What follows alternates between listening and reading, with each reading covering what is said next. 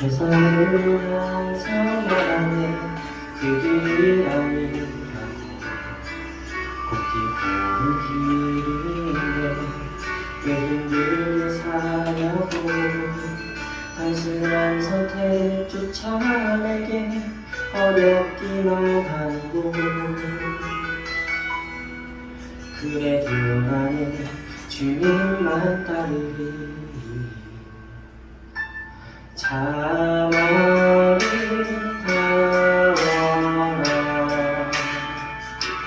주의 세계는 저절로 내모보다 더 고운 백합 주천서 하는 저 맑은 새소리 내 아버지의 집이신 그 소식이로다.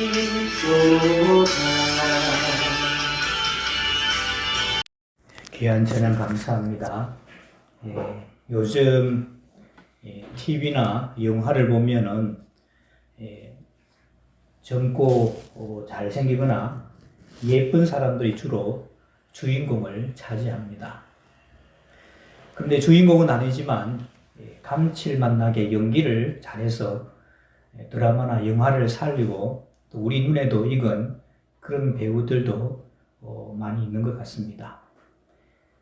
오달수라는 배우는 현재 불미스러운 그런 일이 있어서 요즘 영화에는 잘 나오질 않는데 그가 잘 이제 그만두기 전에 통계에 의하면은 주연으로는 거의 나오지 않았는데 조연으로 나온 그 영화들을 이렇게 합해보면 관객 수가 1억이 넘었습니다. 이런 1000만 관객 이렇게 하는데 조연으로 나온 그 영화의 관객 수들을 쭉 합하면 1억이 넘었다는 겁니다. 주연 배우보다도 훨씬 더 많은 관객 수를 가지고 있는 것이죠. 이러한 조연이 TV나 영화에만 있는 것이 아니라 우리의 삶 속에도 있고 또 성경 속에서도 그런 사람이 있습니다. 오늘 우리가 읽은 이 본문에 나오는 세례 요한과 같은 사람이 바로 조연이면서 역사라는 드라마에 아주 중요한 역할을 하는 사람입니다. 세례 요한이 나타나서 활동하던 때 당시 이스라엘은 많은 사람들이 시리에 빠져 있었습니다. 종교적으로는 여러분들이 잘 아는 바리새파, 사두개파 등 4개의 분파로 나뉘어져서 당파 싸움을 하고 있었습니다. 정치적으로는 나라가 로마의 식민지로 로마의 지배를 받는 그런 나라였습니다. 그런데 왕은 정치 줄타기를 너무 잘하고 로마에 온갖 뇌물을 갖다 바치는 헤롯이 유대의 왕으로 되어 있었습니다. 헤롯은 여러분 유대인이 아니죠. 에돔 사람입니다. 에돔 사람이 할례를 받고 유대인이 되어서 혈통적으로는 피가 섞이지 않았지만은 뇌물을 쓰고 이렇게 정치 줄타기를 해서 유대인의 왕으로 되어 있었던 겁니다. 또 문화적으로는 전 세계가 헬라 문화가 판을 치고 있었습니다. 이런 환경에서 이스라엘 사람들은 옛날에 하나님께서 구약에서 약속하셨던 그 메시아, 그 그리스도를 보내주실 것을 그렇게 고대하고 있었습니다. 그리고 이러한 암울한 상황에서 이 나라를 이 어려운 곳에서 어려운 상황에서 벗어나게 해달라고 경건한 사람들은 계속해서 기도하고 있었습니다. 누가복음 같으면 시몬이라든지 안나라는 사람들, 이런 사람들이 그런 사람이죠. 이 외에도 에세네파라고 아주 경건한 삶을 사는 그런 많은 사람들이 있었습니다. 그러나 하나님께서는 아무런 선지자도 보내시지 않고 아무 말씀도 들려주시지 않고 침묵을 하셨습니다. 그 기간을 우리가 여러분 신구약 종강기 또는 침묵시대라 하는 것이죠.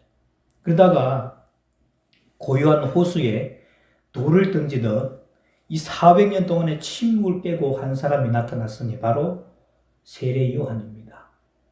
그는 구약 성경의 맨 마지막 책인 말라기에서 예언했던 것처럼 엘리야의 마음과 심정을 가지고 하나님의 백성을 하나님께로 돌이키려고 보내심을 받은 사람입니다. 우리 한번 찾아볼까요? 말라기에서 4장 5절 6절 여러분 주보 사이에 간지 거기 보면 성경 구절이 나와 있습니다. 말라기에서 4장 5, 6절 말씀 우리 한 절씩 교독해 볼까요? 보라 여호와의 크고 두려운 날이 이르기 전에 내가 선지자 엘리야를 너희에게 보내리니 그가 아버지의 마음을 제자리로 그렇게 하고 그들의 마음을 그들의 아버지에게 피하기라. 돌이키지 아니하면 두렵건대 내가 와서 저주로 그 땅을 실과하리라 하시니라. 아멘. 여기 보면 내가 선지자 엘리야를 보내겠다. 선지자 엘리야는 훨씬 전에 죽은 사람이에요. 그런데 선지자 엘리야를 보내겠다는 것은 선지자 엘리야를 다시 살려서 보내겠다는 것이 아니라 이 엘리야의 심정과 마음을 가지고 자녀들의 하나님의 자녀들을 말하겠죠. 그 자녀들을 아버지에게로 돌이키게 하는 그런 역할을 한 사람이 바로 이 세례 요한인 겁니다. 세례 요한은 그 당시 다른 종교 지도자들처럼 옷을 잘 입고 다니지 않았습니다. 그가 입는 옷은 약대 털옷이었고 가죽띠를 띠고 먹는 음식은 메뚜기와 석청이라는 것은 바위 틈에 있는 꿀을 말합니다. 요즘에는 건강식이라고 할 수 있겠는데 그 당시에는 좀 먹을 게 없으니까 먹는 그런 음식이었습니다. 그의 별명은 광야에서 외치는 자의 소리였답니다. 그냥 소리. 하도 시끄럽게 외치고 고함을 지르니까 광야에서 외치는 자의 소리였다. 그는 사람들이 많은 곳으로 가서 거기서 목소리를 높이지 않았습니다. 그냥 광야에서 외치면 사람들이 찾아왔습니다. 그는 회개하라 천국이 가까이 왔다 이런 말씀을 전했죠. 광야에서 이상한 사람이 큰 소리를 외치면서 회개하라고 하니까 사람들은 호기심 반 또 메시아를 기대하는 마음으로 하루에도 수많은 사람들이 이 세례 요한에게로 몰려들었습니다. 세례 요한은 요단강 그 줄기에서 그들에게 회개의 세례를 베풀었습니다. 당시에 요한이 많이 있었거든요. 예수님의 제자도 요한이 있죠. 요한이 많이 있었기 때문에 구별하기 위해서 세례를 베풀었던 요한이다 해서 세례 요한이라고 그렇게 부릅니다. 그리고 그는 거침없이 대담하게 사람들의 허물과 잘못을 지적하면서 공격하고 회개를 촉구했습니다. 누가복음에 보면 몰려드는 사람들에게 구체적인 행동까지 요구한 것을 볼 수가 있습니다. 사람들에게 회개하라, 천국이 가까이 왔다 이렇게 말하는데 어떻게 하는 것이 회개하는 것인가 잘 모를 수가 있죠. 그래서 이제 우리는 어떻게 하면 좋습니까? 그랬더니 옷 두 벌 있는 사람들은 옷 없는 자에게 나누어 주고 또 먹을 것이 많은 사람도 먹을 것이 없는 사람에게 나눠 주라는 겁니다. 그리고 세리들도 왔는데 세리들이 그 중에 가장 백성들 중에 가장 죄인들이라고 손가락질하는 사람들이죠. 세리들도 왔는데 우리는 어떻게 합니까? 그랬더니 부과된 것 외에는 세금을 받지 말아라. 그리고 군인들도 하죠. 군인들은 주로 이제 로마인들이죠. 로마인들도 없는 겁니다. 그러면은 사람에게서 강탈하지 말고 거짓으로 고발하지 말고 받는 급료를 족한 줄 알아라. 여러분 누가복음도 이런 말씀 있죠. 이 3장 10절에서 14절 말씀 한 절씩 돌아가면서 읽어볼까요? 무리가 물어 이르되 그러면 우리가 무엇을 하리이까?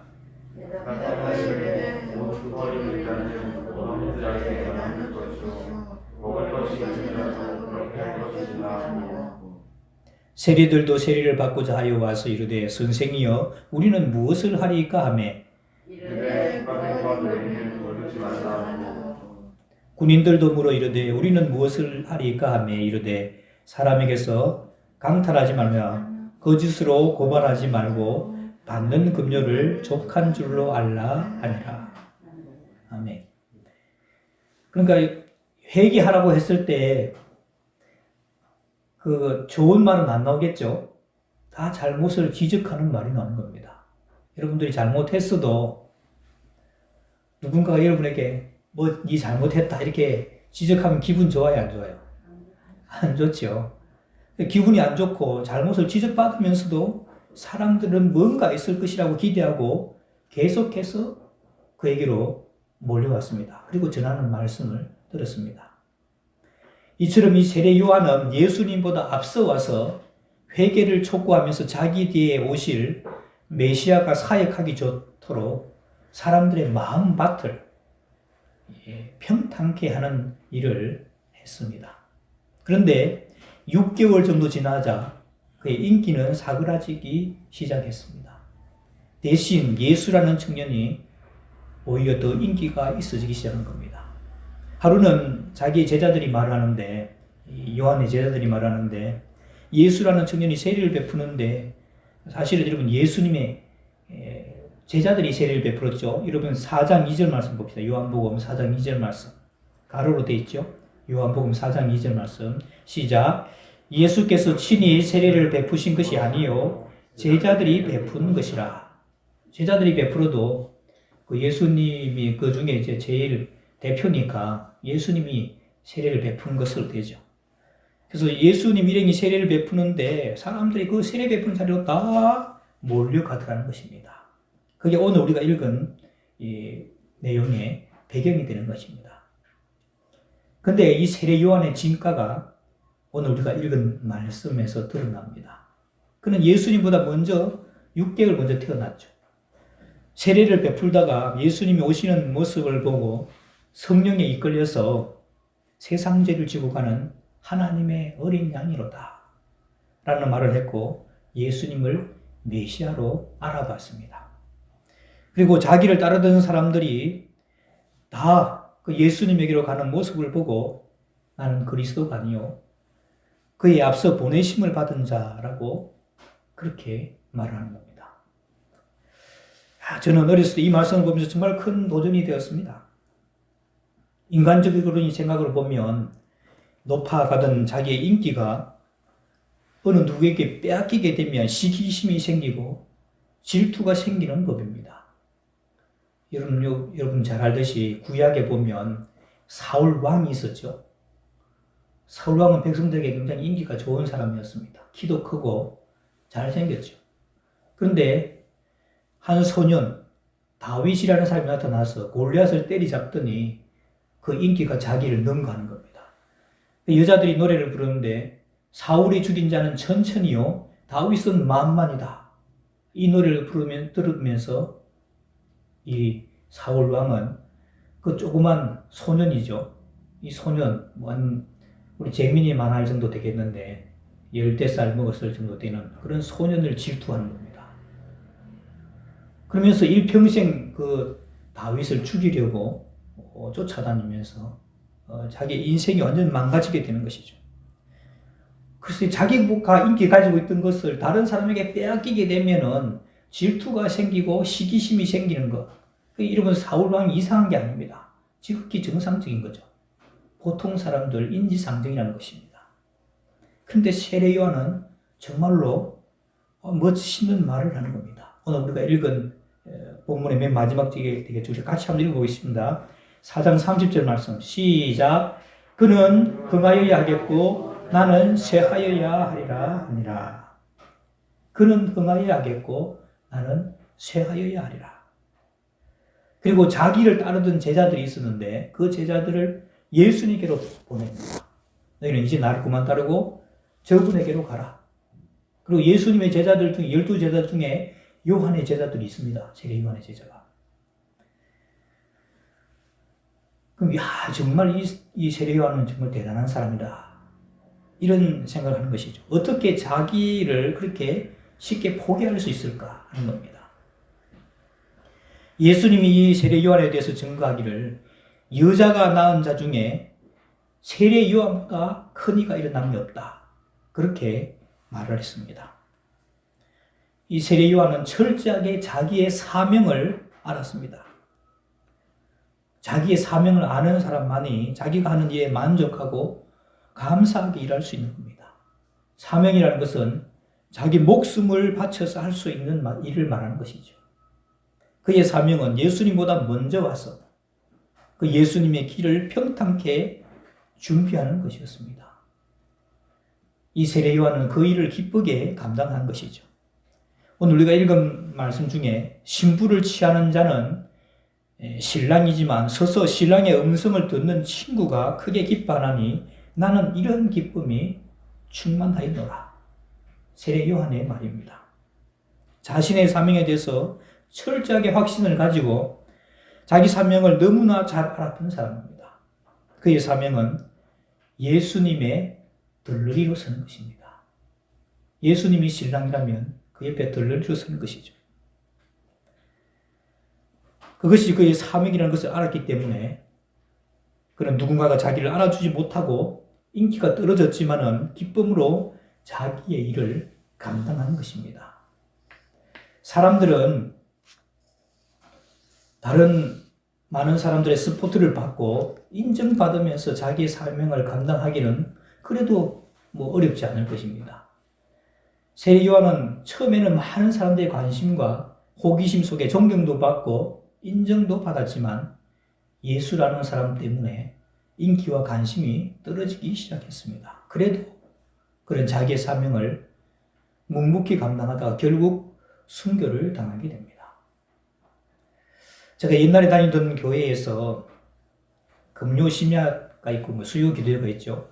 금요심야 기도회 반주자가 없어서 반주자를 찾기 위해서 반주를 할 줄 아는 사람들한테 막 전화를 돌렸습니다.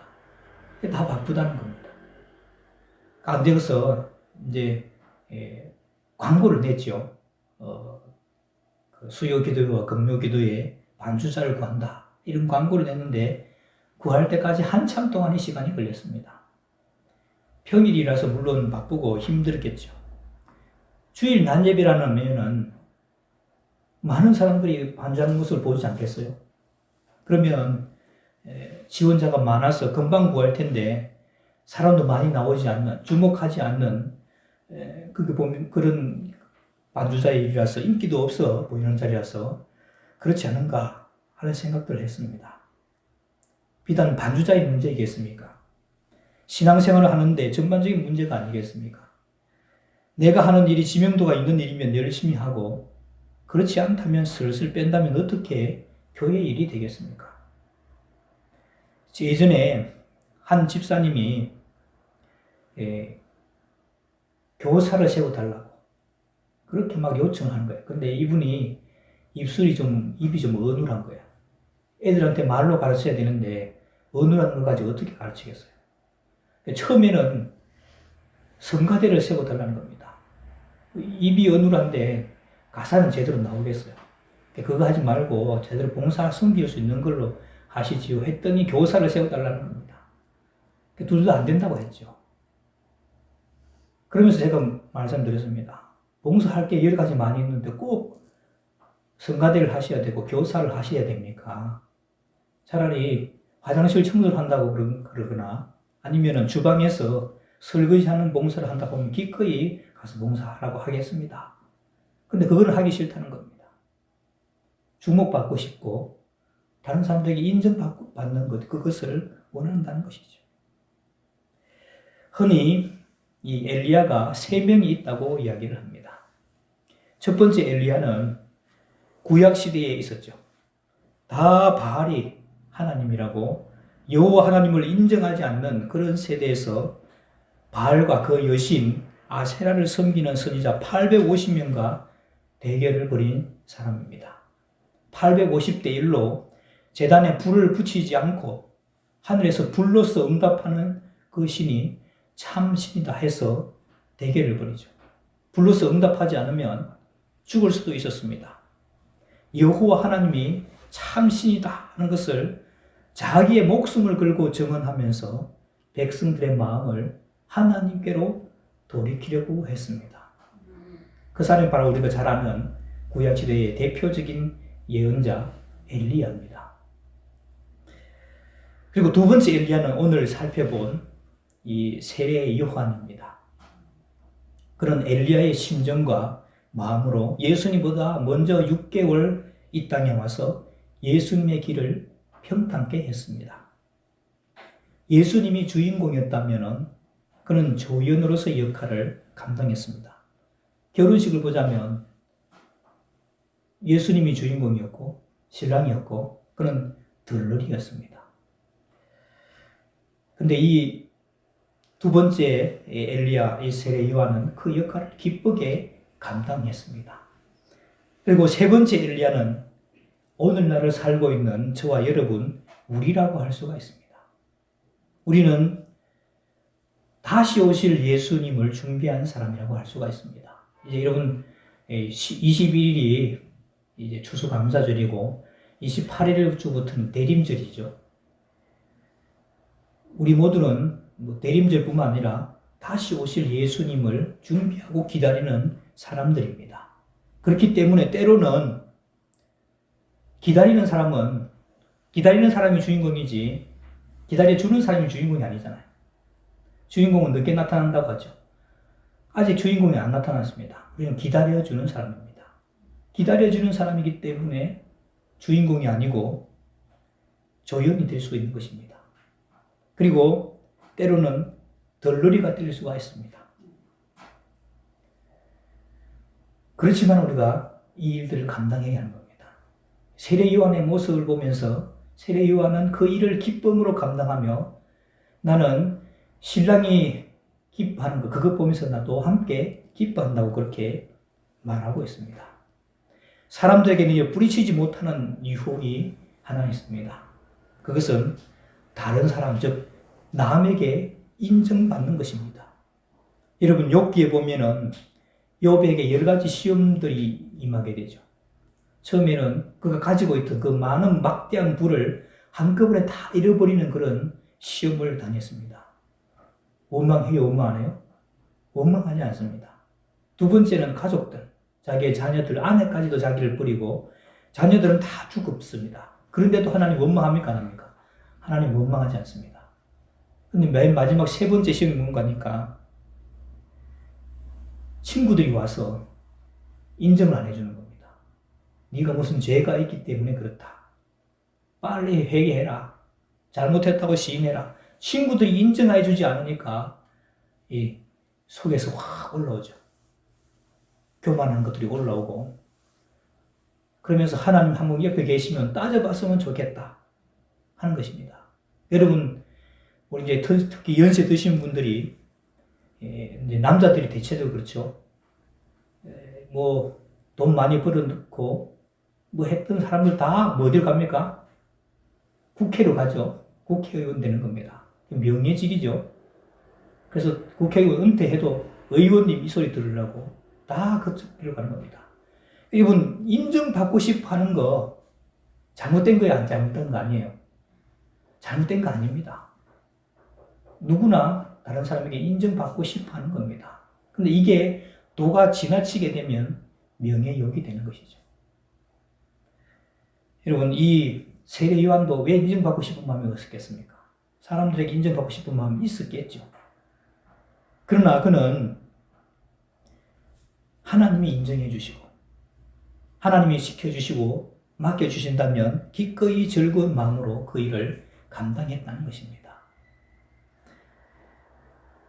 우리에게도 여러분 이제 이 엘리야의 사명이 주어진 겁니다. 다시 오실 예수님을 기다리는 사명입니다. 이 사명을 하면서 때로는 주인공이 안 될 수가 있고 조연이 될 수 있고 또 들러리가 될 수가 있습니다. 그러나 그분은 흥하여야 되겠고 나는 쇠하여야 되겠습니다. 이런 마음으로 마지막까지 주님의 사명을 잘 감당하는 하나님의 사람들 다 되시기를 주님의 이름으로 축원합니다. 기도하겠습니다. 하나님 아버지, 세례 요한의 모습을 살펴보았습니다. 처음에는 사람들의 조명을 받는 듯 하였지만 역사의 뒤안길로 쓸쓸히 사라지면서 오히려 그는 흥하여야 하겠고 나는 쇠하여야 할 것이라고 말하며 자기의 사명을 다 감당하였습니다. 어쩌면 우리 역시 다시 오실 주님을 기다리는 또 다른 엘리야가 되어야 하지 않을까 생각합니다. 주님을 높이고 나 자신을 낮추면서까지 내가 해야 할 일을 잘 감당하는 하나님의 사람들 다 되게 하여 주옵소서. 예수님의 이름으로 기도하옵나이다. 아멘.